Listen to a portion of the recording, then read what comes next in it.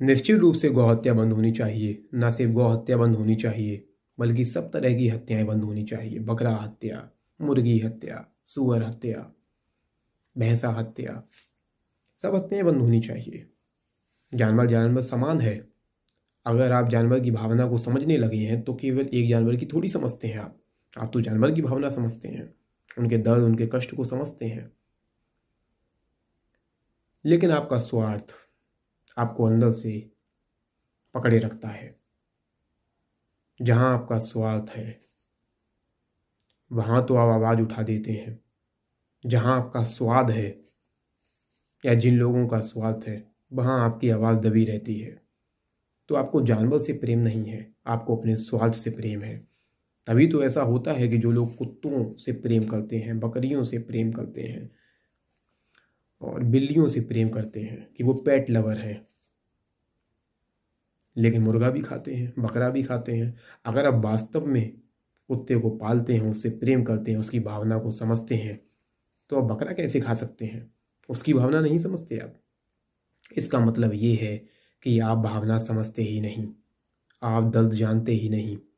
आपका स्वार्थ और आपका स्वाद आपके दिमाग के ऊपर हावी है। आप नशे से ग्रसित हैं। नहीं तो ये दो तरफा बातें नहीं चल सकती थी कि आप कुत्ते से प्रेम करते हैं लेकिन बकरे से नहीं। बकरे की खाल उधेड़ते हैं, कुत्ते के सर के ऊपर हाथ फहराते हैं। वो प्रेम नहीं है, वो स्वार्थ है। आपका गलत अटैचमेंट है।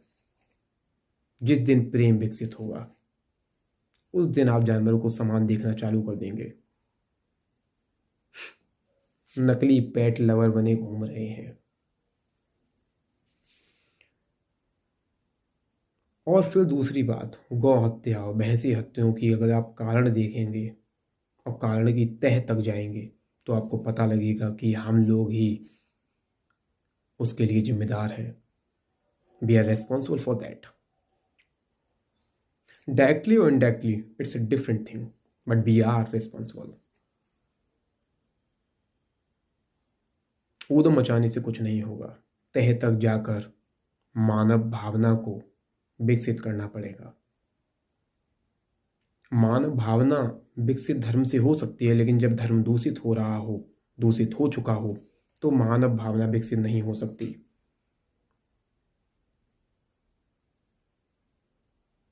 गाय के बच्चे को भी पता है कि मूत्र नहीं पीना है, अपनी माँ गाय का दूध पीना है, परंतु अंधभक्तों को नहीं पता। जब बिना ज्ञान, बिना मूल अध्ययन, बिना धार्मिक शिक्षा के आप धर्म को ग्रहण करते हैं तो धर्म दूषित हो जाता है। फिर आप ऐसा ही करेंगे कि सुबह सुबह ताजा गाय का मूत्र हल्दी की गांठों के साथ सेवन करेंगे और ऐसे आपको फर्जी बाबा मिल जाएंगे जो इस तरह की बातें करते हैं, क्योंकि आपने मूल अध्ययन धर्म का किया नहीं। अच्छे लोगों से आपकी संगति है नहीं। धर्म में मिलावट होती है, जैसे हर हर क्षेत्र में मिलावट हो सकती है।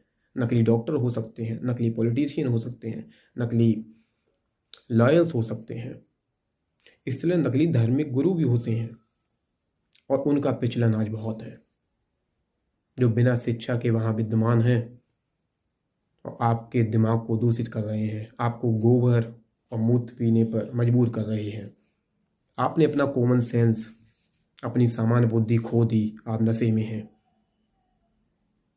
आप ऐसे ऐसे रीति रिवाज, ऐसी ऐसी चीज़ें करते हैं और ऐसी चीज़ों पे विश्वास करते हैं जो धर्म है ही नहीं,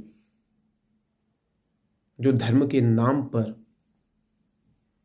आपके ऊपर लाद दी गई। आप उनकी मानसिक गुलामी कर रहे हैं जिनका कोई साइंटिफिक आधार नहीं।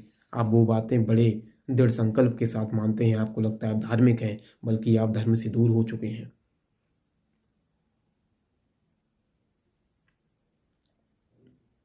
सनातन धर्म तो महान दर्शन, ग्रेटेस्ट फिलॉसफी का एक घर है, लेकिन उस घर में 80% फर्जी बाबों ने कब्जा कर लिया है। बहुत बड़े सुधार की ज़रूरत है, बहुत बड़े। नहीं तो हल्दी की गांठों से आप कैंसर ठीक करवाते रहेंगे और कष्टों से मरते रहेंगे। नकली विश्वास दिमाग में बना रहेगा और आप डॉक्टरों के पास नहीं जाएंगे, आप मरेंगे। आपकी गरीबी का कारण आपका नसीब बता दिया जाएगा। आपकी समस्याओं का कारण जो भौतिक हो सकता था, जो अर्थव्यवस्था में हो सकता था, वो धर्म और पारलौकिक चीज़ों में आरोहित कर दिया जाएगा। फिर आप भटक जाएंगे, फिर विद्रोह की कोई जगह नहीं। उनकी उतनी ही शिक्षा है जितने वो हिंदी लिख लें, तो हिंदी लिख लिख कर वो पर्ची निकाल रही है। उनकी शिक्षा उससे ज़्यादा नहीं हुई, नहीं तो वो कैंसर का इलाज गौ का मूत्र या किसी भी चीज़ का मूत्र हल्दी की गांठों के साथ आपको प्रिस्क्राइब नहीं करते, कभी नहीं लिखते उन पर्चियों पर। अब उनकी उतनी ही शिक्षा है तो वो हिंदी लिख रहे हैं। वो जानते नहीं कि सेल मल्टीप्लिकेशन क्या है, कोशिका है क्या, वो जानते ही नहीं।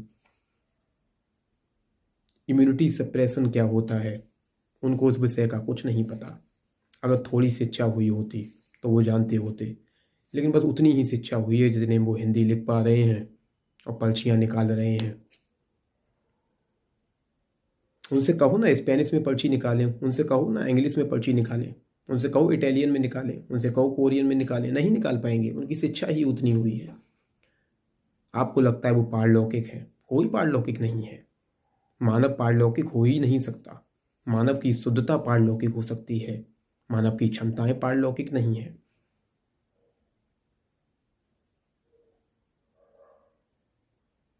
डिफरेंट डायमेंशन जैसा कुछ नहीं होता मानव मस्तिष्क में। और फिर आपको कैंसर हॉस्पिटल के लिए डोनेशन लेते हैं। फिर कैंसर हॉस्पिटल बनाने की आवश्यकता क्या है? जब हल्दी की गांठों और गौमूत्र से सब ठीक हो रहा है तो कैंसर हॉस्पिटल की कोई आवश्यकता नहीं, विज्ञान की डॉक्टरों की कोई आवश्यकता नहीं। ये दो तरफा विरोधाभासी बातें हैं। आप देख नहीं रहे, वो आपको बेवकूफ़ बना रहे हैं, आप बन रहे हैं। उनसे कहिए वहीं हल्दी की गांठें और बढ़िया गाय रखें, सुबह मूत्र का इंतजाम हो जाएगा। लेकिन उसके लिए आपको डोनेशन मांग रहे हैं, हॉस्पिटल खुलवा रहे हैं। आपकी आंखों पे वो पट्टी बंधी है जो आपको धर्म से दूर कर रही है। सनातन धर्म तो मैंने कहा कि ग्रेटेस्ट फिलॉसफी का धर्म है।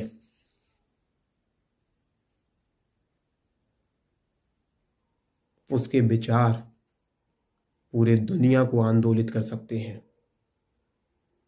चिदानंद रूपा शिवोहम शिवोहम, आई एम दैट, मैं वो हूं, तत्वमसि, अहम ब्रह्मास्मि, अनल हक।